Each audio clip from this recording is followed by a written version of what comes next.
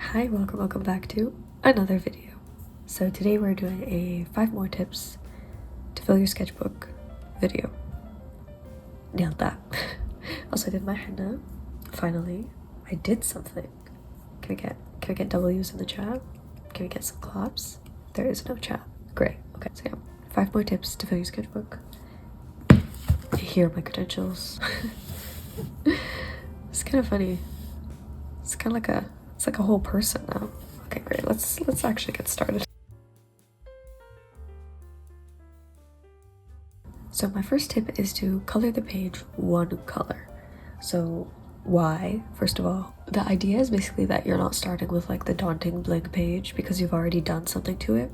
So you can do this by just like coloring it in with like, I don't know, a marker or a colored pencil, or even just like sticking like a piece of paper on the actual piece of paper. You're probably wondering where I'm getting all of this. It's on a need to know basis and you don't need to know. But yeah, the idea is basically to lay something on the blank page so that it seems like you've already done something to it.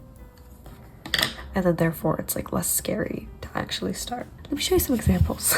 Okay, this is a good example because I literally just cut out a piece of construction paper and slapped it on top. Like if you cover the whole page in some layer of some sort of marker, you can always go on top of it with like thicker and thicker mediums. So for example, like acrylic paint or acrylic markers or something of the sort.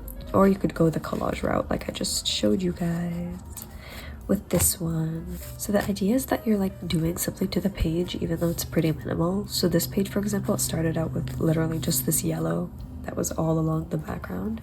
So I'd maybe start like with like a lighter color so that you could start adding more on later, like if you wanted to change your mind. But yeah, it's literally just mess up the page a little so you could mess up more. Okay, my next tip is to try abstract art or patterning.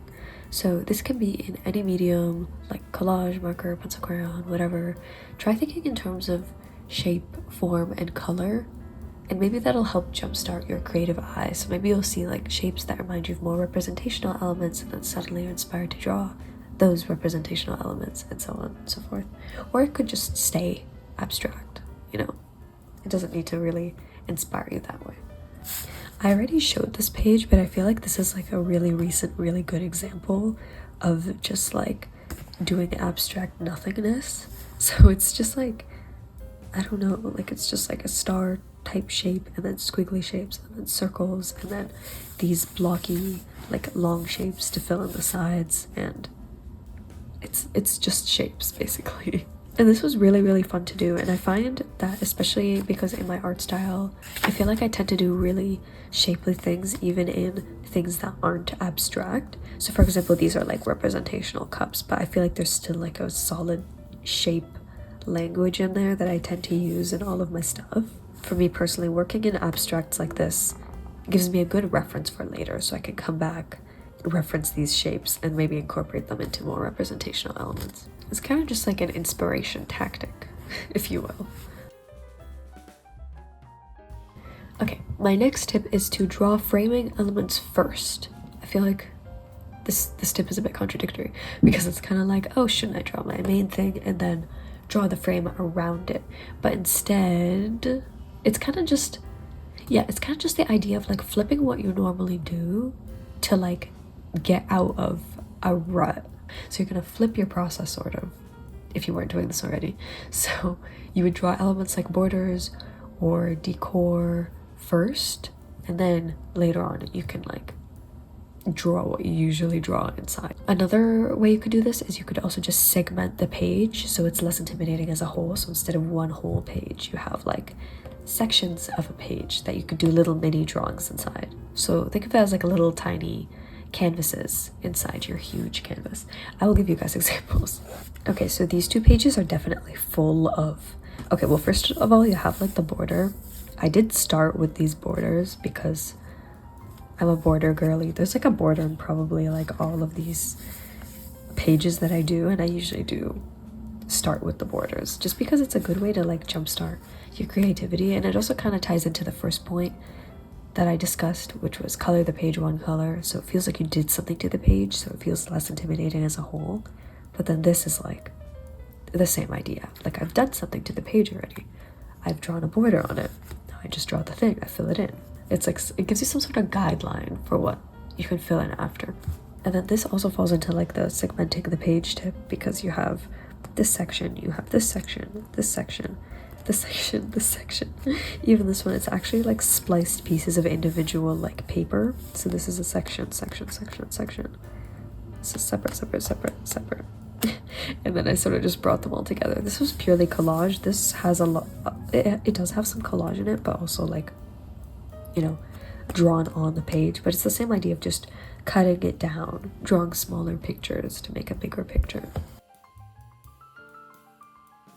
Okay, my next tip is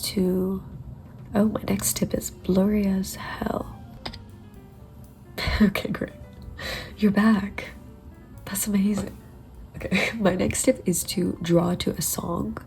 So I feel like that's just a tip that's generally given, but my specific method is to like draw to one song on loop, just to basically get you in a state of like consistent flow, you know. So find one song that you're really, really into right now, or a song you really, really hate. I don't know, go for it. So it's like something that's like expected, repetitive, that's like in your ears, so then when you're actually drawing, you're thinking about the same thing. So it's kind of like looping your thoughts in a way. I will also give examples. Okay, these two pages are probably like the best examples I have right now, because these are like lyrics of the song that I was listening to, and then both of these spreads were drawn with just one song on loop, because I was really, really into that song, and I was like, you know what, let's loop it. And then I kind of found that I just became like a creative machine. Like I kind of just like started drawing, and like I produced this in, I don't know, 20 minutes maybe. Like it was speedy. So yeah, I'm kind of just recommending this tip just to put you like in that uninterrupted state of like producing art, if you know music is a way to help you do that. But yeah, I was focused, and then I also kind of used the lyrics as like inspiration, and I kind of just integrated them. This is my work. This is my hand action for integrated. Kind of just integrated them into the, you know, into the actual spread here. Okay, my final tip is to draw your last photo or a combination of your last two photos. So basically, it's more of like an imaginative or creative exercise than a representational one, but you can also just draw the actual like photos if that's the type of art that you want to do. But I'm kind of just, yeah, as a creative exercise, it's like how are you inspired by two things? Like you have thing A and you have thing B, and you're gonna bring thing A and thing B together, and it can get like, you know, it could get abstract. There's no guidelines here. It could get really abstract or it could get really representational. You could literally just cut and paste and merge two things so that they look like two photos, or you could just go off of the essence of the photos, the mood of the photos, incorporate them that way. Okay, so this page, for example, I had this photo of blueberries, and then I had this other photo of like flowers that were just flowers. I don't know where that sentence was going. So I had a photo of blueberries and I had a photo of flowers, and I was like, okay. So then I literally drew flowers and I literally drew blueberries, and then I was like, huh.